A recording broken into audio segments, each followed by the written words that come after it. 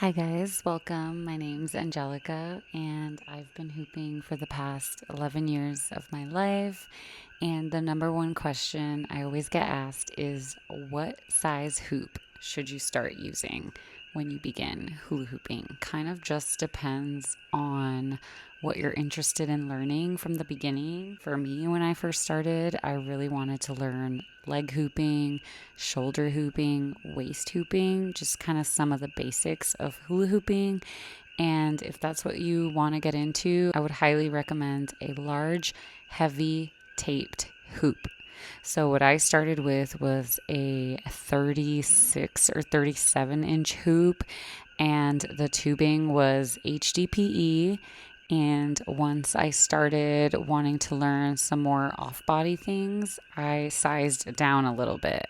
Maybe get a smaller hoop and a bigger hoop so you can kind of play around with off and on body hooping.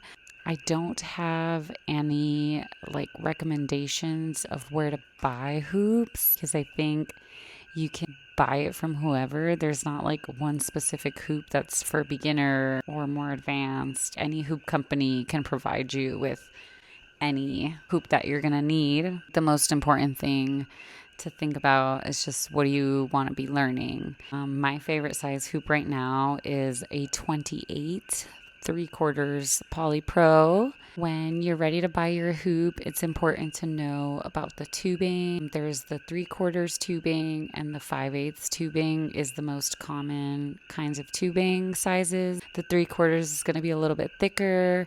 The 5/8 is thinner, and I personally like 3/4 a little bit better because the 5/8 is pretty bouncy. It doesn't really go well with my style of hula hooping, but I think it's fun to, maybe get a few different hoops, test out the different styles and see what you like. You might love the really skinny, light ones, or you might be really into the bigger, weighted hula hoops. This is all just based off of my personal experience from hula hooping. I've just tried and tried and tried a million different hoops. Yeah, I always think it's nice to learn with a really big beginner one so you can really feel the weight of it and it'll help you, develop a sense of like where the hoop has to be going around your body in certain parts.